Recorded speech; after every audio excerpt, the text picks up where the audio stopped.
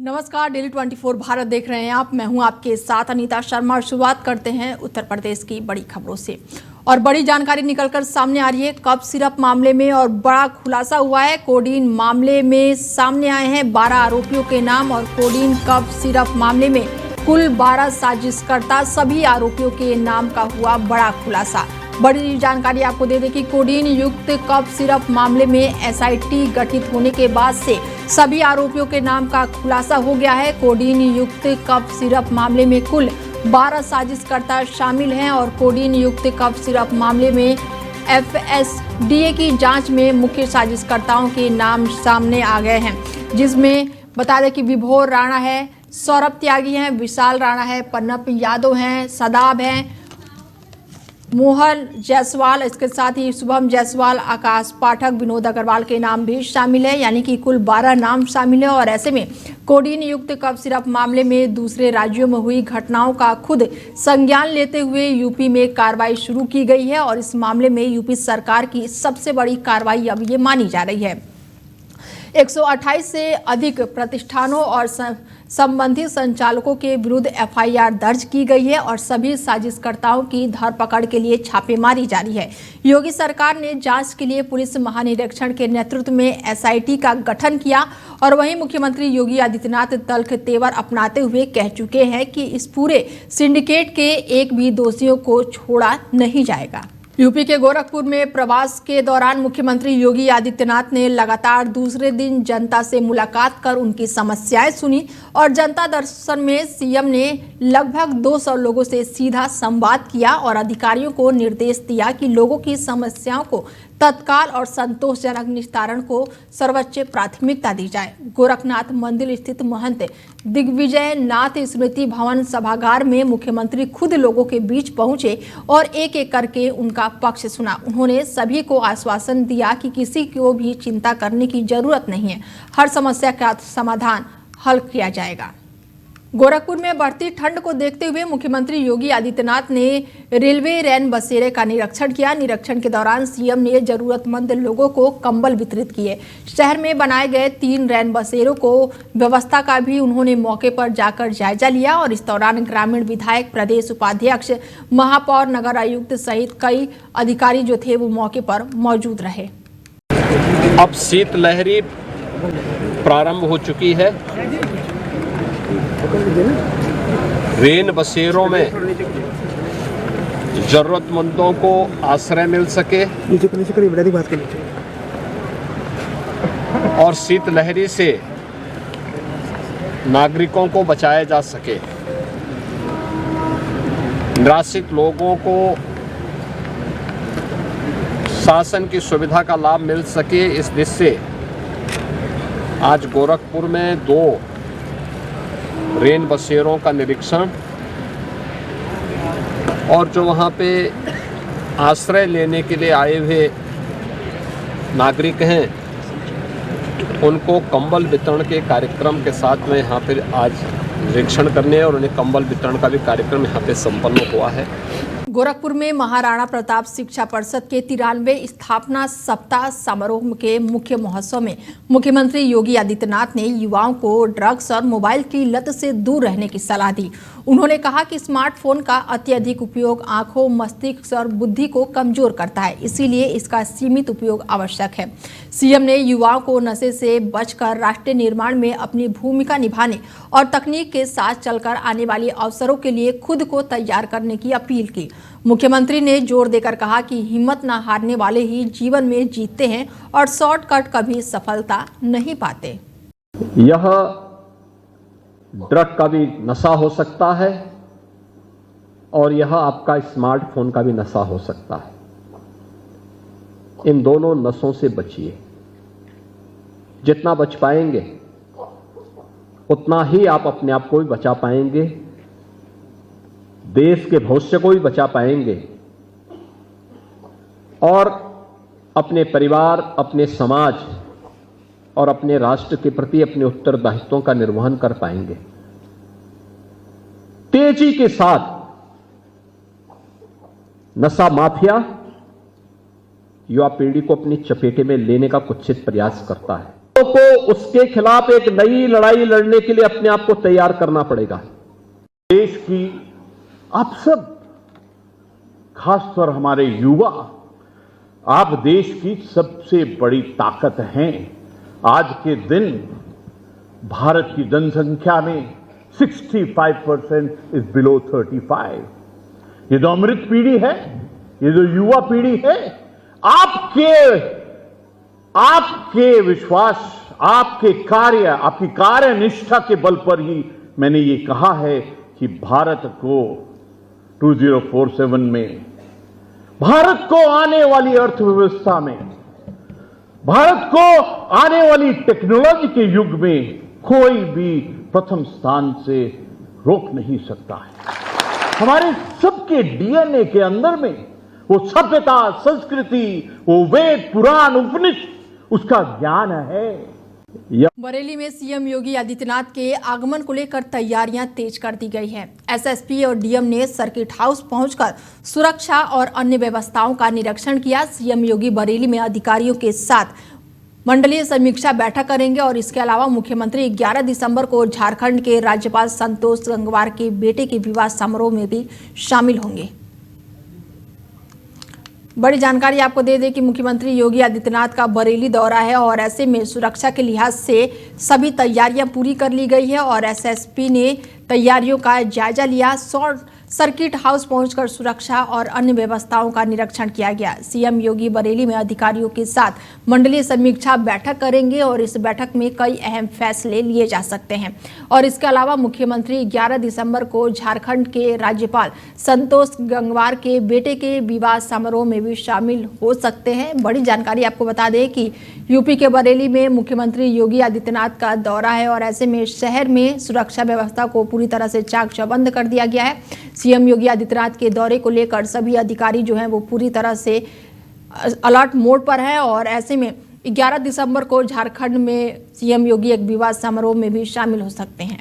देखिए, कल माननीय मुख्यमंत्री जी का जनपद भ्रमण का कार्यक्रम प्राप्त हुआ है और उसमें कल जो माननीय मुख्यमंत्री जी आएंगे और जब एयरपोर्ट पे आने के पश्चात सीधे सर्किट हाउस में आएंगे और वो मंडल स्तर की जो समीक्षा बैठक है उसको संबोधित करेंगे, उसमें समीक्षा बैठक करेंगे और उसके पश्चात एक निजी कह सकते कार्यक्रम में, वैवाहिक कार्यक्रम में वो वहाँ पर जाएंगे और आशीर्वाद प्रदान करेंगे। तत्पश्चात उसके बाद वो यहाँ से वापस लखनऊ के लिए प्रस्थान। लखीमपुर खीरी में डिप्टी सीएम ब्रजेश पाठक आज दौरे पर पहुंच रहे हैं और जहां पर वो बीजेपी कार्यालय में होने वाले महत्वपूर्ण बैठक में शामिल होंगे और इसमें संगठन के पदाधिकारी और विधायक उपस्थित रहेंगे। डिप्टी सीएम का हेलीकॉप्टर पुलिस लाइन मैदान में उतरेगा, जहां से वो कार से बीजेपी कार्यालय पहुंचेंगे और बैठक के बाद से वो लखनऊ के लिए रवाना हो जाएंगे। बीजेपी संगठन के लिए ये बैठक काफी अहम मानी जा रही है। प्रशासनिक अधिकारियों के अनुसार प्रोटोकॉल अभी नहीं आया है, लेकिन तैयारियां जोरों शोरों से जारी है। फिरोजाबाद में deputy CM Brajesh Pathak SIR की गहन पुनरीक्षण प्रक्रिया की समीक्षा करने पहुंचेंगे। कांग्रेस नेता राहुल गांधी द्वारा लगाए गए वोट चोरी और चुनाव आयोग पर निर्भर होने वाले आरोपों पर उन्होंने कहा कि बिहार में एसआईआर के बाद निष्पक्ष और पारदर्शी मतदाता सूची तैयार की गई है, जिसके आधार पर चुनाव हुए। जनता ने आरजेडी के कुशासन से पूरी तरह इनकार दिया है और डिप्टी सीएम ने कहा है कि राहुल गांधी खुद वहां गए थे, लेकिन एक भी मतदाता ने नाम काटने या फिर गड़बड़ी की कोई शिकायत नहीं की। न मीडिया और न ही निर्वाचन आयोग को कोई शिकायत मिली है। ये सब केवल फेस सेविंग बयानबाजियां हैं और ऐसे में ब्रजेश पाठक ने राहुल गांधी पर भी तीखा तंज कसा है। निष्पक्ष शुचितापूर्ण मतदाता सूची बनने के बाद चुनाव हुआ है। बिहार में जंगल राज को, आरजेडी के कुशासन को जनता ने नकार दिया और राहुल गांधी जी स्वयं वहां गए थे। एक भी मतदाता की ये शिकायत नहीं प्राप्त हुई है, मीडिया को भी नहीं, निर्वाचन आयोग को भी नहीं, कि किसी का नाम गलत ढंग से काटा गया है। ये संभावित हार लेकर के केवल फेस सेविंग का बयानबाजी और कुछ नहीं। अमेठी में स्वतंत्रता संग्राम सेनानी शहीद सम्मान यात्रियों का आयोजन किया गया और ये यात्रा स्वतंत्रता सेनानियों और शहीदों के त्याग और बलिदान को समर्पित है। मार्ग में विभिन्न स्थानों पर स्थानीय लोगों ने यात्रा में शामिल स्वतंत्रता संग्राम सेनानियों और प्रतिभागियों का माल्यार्पण कर सम्मान किया। जनसभा और सम्मान कार्यक्रम में 111 वर्षीय बुजुर्ग स्वतंत्रता संग्राम सेनानी सहित हजारों लोग इस कार्यक्रम में शामिल हुए। इस यात्रा का उद्देश्य ये है कि लोगों में जागृति आए और आने वाली पीढ़ी को स्वतंत्रता संग्राम सेनानियों के योगदान बलिदान से प्रेरणा मिले, यही उद्देश्य है। स्वतंत्रता सेनानी परिवार तो हमारे साथ में ही आए हुए हैं, पूरे देश से स्वतंत्रता संग्राम सेनानी परिवार आए हुए हैं। इवन स्वतंत्रता संग्राम सेनानी भी यहाँ पर 108 वर्षीय भैया जी यहाँ पे पधारे हुए हैं। उनका साक्षात हम लोग दर्शन किए, उन्होंने अपने योगदान के बारे में बताया, हम लोगों को प्रेरणा मिली, यही उद्देश्य रहा की प्रेरणा लेकर हम इसको विकसित भारत बनाएंगे। कैसे प्रेरणा लेंगे वो, किससे प्रेरणा लेंगे वो? जब उनके परिवार के लोग भूखमरी के शिकार होंगे, दर दर भटक रहे होंगे, तब क्या प्रेरणा लेना चाहते हैं? हम सरकार से चाहते हैं आप हमारी भी सुनो, स्वतंत्रता संग्राम सेनानी परिवार के लोगों को भी सुनो और उनकी जो दिक्कतें हैं, हमें उनसे कुछ चाहिए नहीं। हम ये चाहते हैं कि देश के लोग स्वतंत्रता संग्राम सेनानियों के बलिदान को भूलें नहीं, उनको याद करें। देश है नए जवानों में आने वाली पीढ़ी को जागृत करना, बताना कि देश अंग्रेजों से किस तरह ये लोग छुड़ाए हैं, युद्ध किए हैं, लड़े हैं, बलिदान दिए हैं और तब जाके आज़ादी मिली है और आज हम सांस ले रहे हैं उस आज़ादी में। स्वतंत्रता संग्राम सेनानी जो बच्चे खुचे हुए हैं उनसे हम लोग प्रेरणा लेते हैं। बाकी उनके परिजन जो है सब पूरे देश में लगे हुए हैं जागृति फैलाने में और 11 प्रांतों से लोग यहाँ आए हुए हैं जो आज इस यात्रा में शामिल हैं, जो यात्रा आगे जा रही है। और अपने मंडल फैजाबाद मंडल के परिवार के सारे लोग उपस्थित हैं। और खबर यूपी के महोबा से निकलकर सामने आ रही है, जहां पर शॉर्ट सर्किट से एक घर में भीषण आग लग गई और साथ ही लाखों का सामान जलकर पूरी तरह से राख हो गया। किसानों के लाखों का नुकसान हुआ है। अमरोहा के नौगावा का ये मामला बताया जा रहा है, जहां पर शॉर्ट सर्किट से घर में आग लग गई और खेत में काम करने गए किसान के परिवार की अनुपस्थिति में ये आग लगी है और आग में घरेलू सामान पूरी तरह से जलकर राख हो गया है। और अब खबरों में आगे बढ़ते हैं और बड़ी जानकारी आपको बता दें कि बलिया में गंगा घाट की नीलामी को लेकर मछुआरों में भारी आक्रोश देखने को मिल रहा है। बीजेपी जिला उपाध्यक्ष सुरेंद्र सिंह के नेतृत्व में सैकड़ों की संख्या में निषाद समाज के लोगों ने डीएम को ज्ञापन सौंपा। मुख्यमंत्री योगी आदित्यनाथ से नीलामी को तत्काल रोकने की मांग की गई। मछुआरों का आरोप है कि टेंडर लेने वाले लोग उन्हें प्रताड़ित कर रहे हैं और मारपीट कर रहे हैं और जबरन घाटों से भगा रहे हैं। भारतीय जनता पार्टी के जिला उपाध्यक्ष होने के नाते मैं इस आवाज़ को, जो यहाँ पर बलिया जनपद में ही इस आवाज़ों को दबा दिया जा रहा है, इसको मैं पूज्य जोगीनाथ आदित्य जोगीनाथ जी के यहाँ तक पहुँचाना चाहता हूँ। इसलिए पहुँचाना चाहता हूँ कि ये सारी प्रक्रिया यहीं पर दबा के रखते हैं लोग, कोई भी शासन को जाने नहीं देते हैं, जिससे शासन की छवि खराब हो रही है। कैसी आवाज़ है, क्या आवाज़ है? ये आवाज़ है कि गंगा की नीलामी आज 30 वर्षों से नहीं हो रही थी और जब भारतीय जनता पार्टी की जिस समय सरकार नहीं थी उस समय हम लोगों ने आंदोलन कर करके और जिला अधिकारी कार्यालय पर 15 दिन का धरने कर करके और उस समय गंगा की नीलामी पर रोक लगाया था, इसलिए कि देश धर्म का नाता है, गंगा हमारी माता है, कि गंगा हमारी माता है तो माता की नीलामी क्यों होगी, नहीं होनी चाहिए। और भारतीय जनता पार्टी हम लोगों को यही सिखाई है कि गाय, गीता और गंगा ये हमारी तीनों धर्म की चीज़ें हैं, पूज्य हैं, हमारे लिए पूजनीय हैं, तो फिर इसकी नीलामी क्यों? वाराणसी में अपराधियों के खिलाफ चल रहे अभियान के तहत पुलिस को बड़ी सफलता हाथ लगी है। पुलिस ने मुखबिर की सूचना पर छापेमारी कर 11 ग्राम के अवैध हेरोइन और पिस्टल बरामद किया है और इस दौरान 6 तस्करों को पुलिस ने गिरफ्तार किया है। लकड़ी मंडी क्षेत्र में रात के समय हेरोइन बेचने की सूचना पर पुलिस ने घेराबंदी की, जिसके दौरान आरोपी भागने लगे लेकिन उन्हें मौके पर ही पकड़ लिया गया। सभी आरोपियों के खिलाफ एनडीपीएस एक्ट और आर्म्स एक्ट के तहत मुकदमा दर्ज कर आगे की कार्रवाई शुरू कर दी गई है। ये आज थाना चैतगंज को एक बड़ी सफलता प्राप्त हुई है, जिसमें 6 अभियुक्त, जिसमें एक के पास एक 32 बोर का पिस्टल और 3 जिंदा कारतूस बरामद हुए और बाकी 5 लोगों के पास लगभग 25 पुड़िया हेरोइन बरामद हुई है। ये इनका पूरा क्रिमिनल हिस्ट्री कंकाला जा रहा है। ये भी पता ये जानकारी किया जा रहा है कि कहाँ से ये लोग हेरोइन लेते थे और ये जो पिस्टल है कहाँ से खरीदा है और कितने रुपए में ये खरीदा है, ये सारी चीज़ ये जानकारी किया जा रहा है। इनका पूरा क्रिमिनल हिस्ट्री वाराणसी और अन्य जनपद से भी कंगाला जा रहे हैं। बाकी जो भी तथ्य सामने आ रहे हैं उनके विरुद्ध अग्रिम कार्रवाई सुनिश्चित की जाए। लगभग कितने लोग गिरफ्तार हुए, क्या क्या चीज़ें बनी? अभी कुल 6 लोगों को गिरफ्तार करके आज जेल भेजा जा रहे हैं, जिसमें बरामद की जैसे बताया कि एक 32 बोर का पिस्टल, 2 जिंदा कारतूस और 25 पुड़िया हेरोइन बरामद हुई।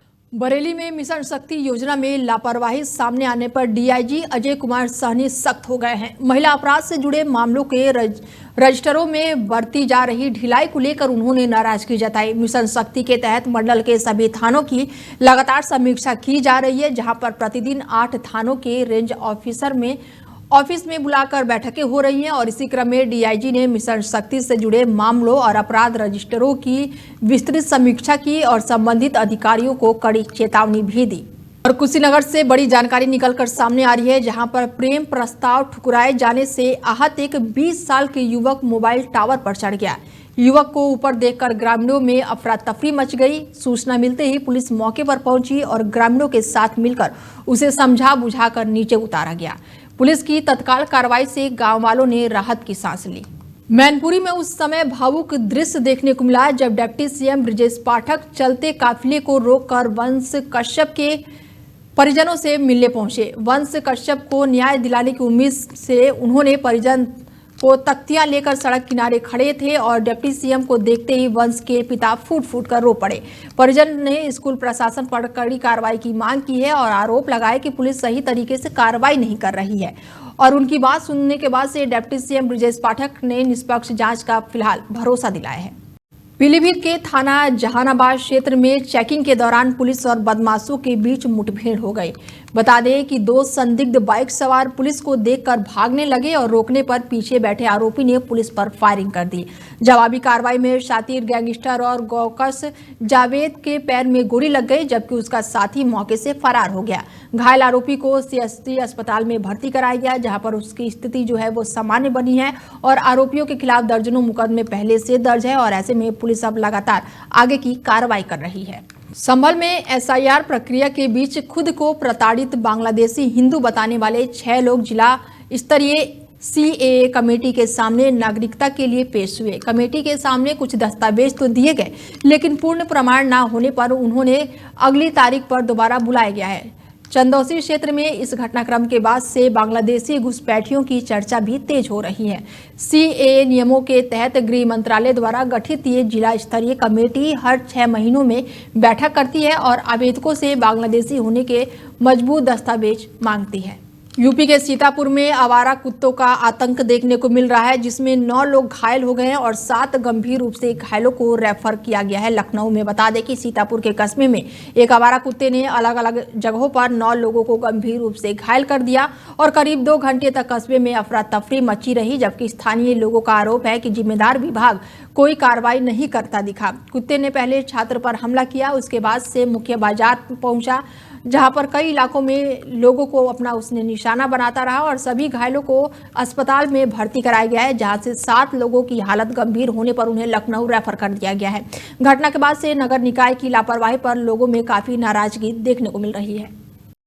सीतापुर में राजस्व परिषद में तैनात पीसीएस अधिकारी आरडी राम के खिलाफ अदालत के आदेश पर एफआईआर दर्ज कर ली गई है। एसडीएम समेत कुल 14 लोगों पर नियमों के खिलाफ जमीन के नामांतरण का गंभीर आरोप है। कोर्ट के निर्देश पर पुलिस ने मामला दर्ज कर जांच शुरू कर दी है और इस कार्रवाई के बाद से प्रशासनिक हलकों में हलचल अब मची हुई है। जानकारी आपको दे दें कि खबर यूपी के सीतापुर से है, जहां पर जमीन नामांतरण मामले में जांच अब तेज हो गई है और ऐसे में एसडीएम समेत 14 आरोपियों के खिलाफ फिलहाल केस दर्ज कर लिया गया है और इस कार्रवाई के बाद से पूरे अमले में हड़कंप मचा हुआ है। एसडीएम समेत 14 लोगों पर नियमों के खिलाफ जमीन के नामांतरण का गंभीर आरोप है और कोर्ट के निर्देश पर पुलिस ने मामला दर्ज के बाद से जांच पड़ताल अब शुरू कर दी है और इस कार्रवाई के बाद से जो प्रशासनिक हलकों में हलचल मची हुई है और ऐसे में अब सबकी जो निगाहें हैं वो अदालत और कोर्ट के फैसले पर टिकी हुई है। पीसीएस अधिकारी आरडी राम पर एफआईआर फिलहाल दर्ज हुई है और ऐसे में जमीन नामांतरण मामले में ये जांच पड़ताल होगी और 14 आरोपियों के खिलाफ फिलहाल केस दर्ज किया गया है। काशी हिंदू विश्वविद्यालय 12 दिसंबर को अपना 105वां दीक्षांत समारोह आयोजित करेगा। समारोह में कुल 13,000 से ज्यादा विद्यार्थियों की उपस्थिति होगी और ऐसे में मुख्य समारोह का आयोजन स्वतंत्रता भवन में सुबह 11 बजे होगा, जिसमें नीति आयोग के सदस्य और पूर्व रक्षा वैज्ञानिक मुख्य अतिथि रहेंगे। समारोह में कुल 500 से ज्यादा पदक वितरित भी किए जाएंगे। दीक्षांत समारोह 12 से 14 दिसंबर तक चलेगा और ऐसे में बीएचयू में कुलपति प्रोफेसर अजीत कुमार चतुर्वेदी ने विद्यार्थियों को अधिकारित पोर्टल से जुड़ने की फिलहाल अपील की है। 13,650 विद्यार्थियों को डिग्री मिलेगी और इसमें 712 विद्यार्थी पीएचडी के हैं और 4 एमफिल के हैं, 5,484 पीजी के हैं, 7,449 यूजी के हैं और एक डीलिट भी है बीएससी। जी, गोल्ड मेडल का लिस्ट दिया गया है। गोल्ड मेडल चांसलर मेडल 2 हैं, 2 बच्चों को दिए जाएंगे, एक अंडर ग्रेजुएट के लिए, एक पोस्ट ग्रेजुएट के लिए।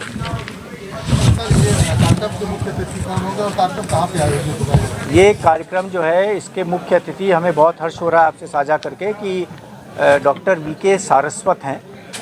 ये बहुत मशहूर वैज्ञानिक हैं जिन्होंने इंडिया की डिफेंस टेक्नोलॉजी में काफ़ी काम किया है, डीआरडीओ के भी सेक्रेटरी रहे हैं, अभी नीति आयोग के मेंबर हैं, पद्मश्री हैं, पद्म भूषण हैं। तो इतने सफल व्यक्ति को बुलाकर हमें लगता है उनसे हम लोग सुनकर हम लोग सब inspire. National motivation speaker Richa Singh Varanasi पहुंची और उन्होंने ऋचा टॉक्स फाउंडेशन के तहत आयोजित कार्यक्रम में हिस्सा लिया। उन्होंने बताया कि मानसिक समस्याओं को खुलकर साझा करना बहुत जरूरी है, चाहे वो बच्चे हो, महिलाएं या फिर आम लोग हो। खास करके मानसिक रूप से प्रताड़ित महिलाओं और नशा मुक्त होने वाले लोगों को परिवार का समर्थन मिलना चाहिए। ऋचा सिंह ने अभिभावकों से बच्चों पर दबाव न डालने की भी अपील की है। ऋचा प्रेरणा, व्यक्तिगत विकास और जीवन में सकारात्मक बदलाव के लिए एक मंच है जो कि लोगों को मोटिवेशन और मानसिक मजबूती सिखाता है। जी, वाराणसी में मैं इसलिए आई थी कि हमारा जो ऋचा संवाद, ऋचा टॉक्स जो फाउंडेशन है जिसके लिए हम काम कर रहे हैं, वो लोगों के लिए, जैसे कि मैंने आपको बताया, ये आसान बनाने का तरीका है कि संवाद के द्वारा लोग आपसे बात कर सकें, जुड़ सकें और बड़ी चीज़ों को, बड़े टॉपिक्स को हम कहीं ना कहीं नॉर्मलाइज करना चाहते हैं, चाहे वो स्ट्रेस हो, चाहे वो डिप्रेशन हो। और जो डेली के स्ट्रगल्स हैं लोगों के, सिर्फ स्टूडेंट्स के ही नहीं, जो कॉर्पोरेट में काम करते हैं या फिर किसी भी ऑर्गेनाइजेशन से जुड़े हुए हैं, तो उनके लिए इस चीज़ को नॉर्मल बनाना कि वो बात कर सकें इसके बारे में। बिकॉज़ क्या होता है कि आधी जो लड़ाई है हमारी वो इसी चीज़ की है कि हम अपनी बात कहें कैसे। जब तक आप अपनी बात कहना नहीं सीखेंगे, कह नहीं पाएंगे, वो जो हिम्मत है वो इसलिए भी नहीं आ पाती क्योंकि लोगों को लगता है कि हर जगह आप जज किए जाएंगे। तो इस जजमेंट को हमें ख़त्म करना है। तो मेन जो हमारा इसका मकसद है वो यही है कि लोग आसानी से इसके बारे में बात कर सकें, स्ट्रेस के बारे में, डिप्रेशन के बारे में, और जितने लोगों तक हम पहुंच सकें, जितने लोगों की हम हेल्प कर सकें, जैसे कि चाहे वो एडिक्ट हों, चाहे ड्रग्स के एडिक्ट हों या फिर कोई और रेप विक्टिम हो, या फिर बहुत सारे अभी कुछ ही बच्चे, बहुत सारे लोग ऐसे आते हैं जिनके पास बहुत गलत तरह के वीडियोस कोई शेयर कर रहा है। सो वो जब आपको कांटेक्ट करते हैं कि हम क्या करें, तो उनके लिए ये आसान है। जो बात वो अपने पेरेंट्स से या अपने दोस्तों से नहीं कह पा रहे हैं, क्यों नहीं कह पा रहे हैं? अगेन मैं फिर से यही कहूँगी, क्योंकि जजमेंट आ जाता है वहाँ पे। तो जजमेंट से जब तक हम डरते रहेंगे तो हम अपनी बात कह ही नहीं पाएंगे, एंड वो जो चीज़ है वो आपको और भी ज़्यादा मतलब स्ट्रेस में लेके चली जाती है। सो इट्स बेटर कि हम इसके। फिलहाल बुलेटिन में मेरे साथ इतना ही। दीजिए इजाजत, नमस्कार।